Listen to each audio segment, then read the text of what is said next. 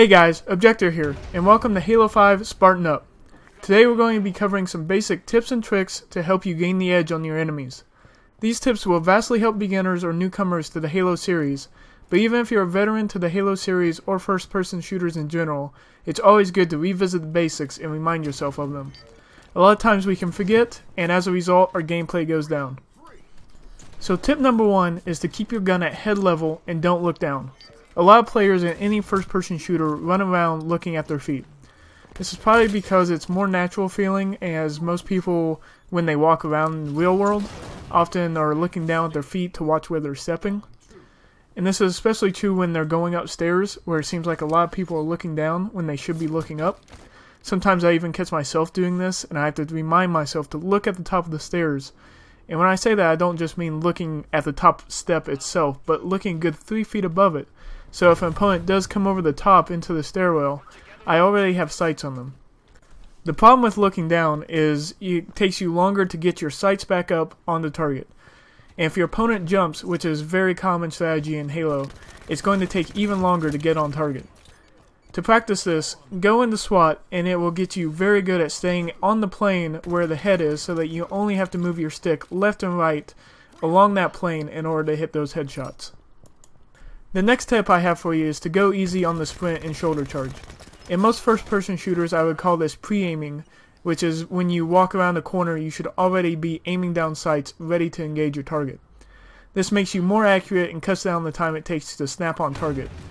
But in Halo 5, aiming down sights doesn't make your gun more accurate like it does in most first-person shooters. It just gives you a slight magnification boost. The bullet spread is the same whether you're aiming down sights or not. But in Halo 5, you should be ready to get your sights on target and fire before rounding a corner. Now that we have the sprint mechanic and the shoulder charge, I see people running around constantly and going for the shoulder charges, but if you miss that shoulder charge, you're going to be in a lot of trouble. So don't be constantly sprinting around, but instead sprint to cover and then walk around ready to fire from the hip. Also, if you haven't noticed the yellow bar above your shields, this is your meter telling you how long before your shields recharge. And while you're sprinting, that meter doesn't move down. So the more you're sprinting, the longer you're going to be without your shields. I would suggest using your sprint and boost to get to a safe place and then hunker down and take some cover while you wait for your shields to come back up.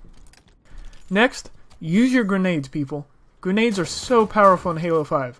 They have larger blast radii now than any other Halo to help compensate for the boost mechanic. This means the devs expect people to use the boost to avoid grenades, and you should expect the same. So when you toss your grenade, already be thinking about where your opponent is likely to boost to avoid it, and be ready for him to be coming around that corner.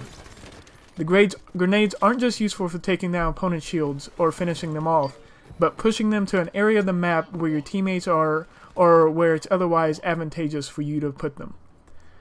And don't be stingy with them, as they are everywhere on the maps on Halo 5, and lots of different kinds too. So if you die without using them, there's just going to be more on the field for your opponents to pick up and use against you.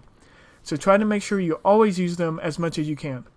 With that in mind, be aware that grenades are more powerful in Halo 5, so if you are weak, you need to move to avoid potential grenade coming around the corner at you. And speaking of the use of grenades to push your opponents around, positioning is so key in Halo 5. It's key in any first-person shooter, but knowing where your teammates are, knowing where they just died, and knowing the map layout is crucial in Halo 5.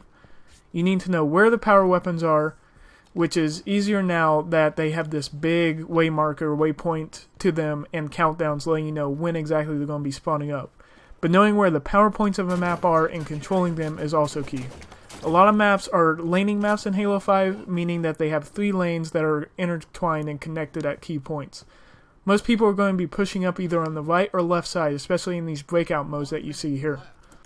With only one life, knowing where these strong positions are and how to take them is going to make your life a whole lot easier.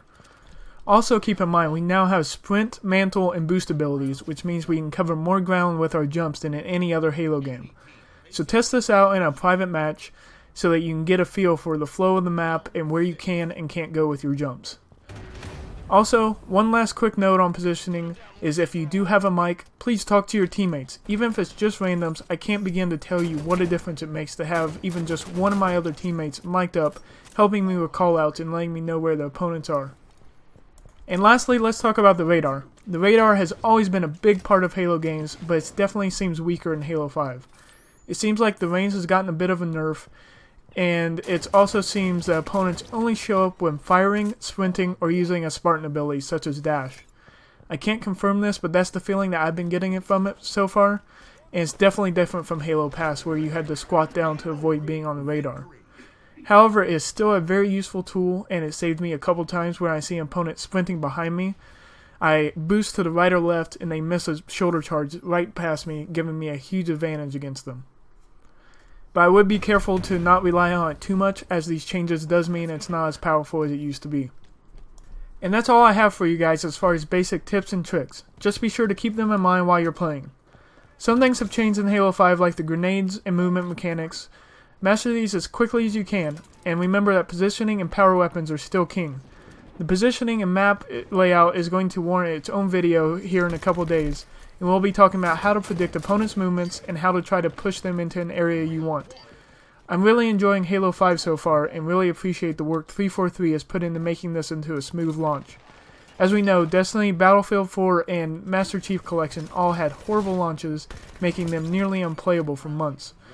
Most of the time, I haven't had any problems getting into games with Halo 5, and it just shows the amount of care 343 has put into the game. If you haven't seen my last video on what to look for in your button layouts, click the link on the screen now. And I hope you liked the video, and I hope you learned something new. If you did, don't forget to like, favorite, and subscribe. Until next time, this is Objector, signing off.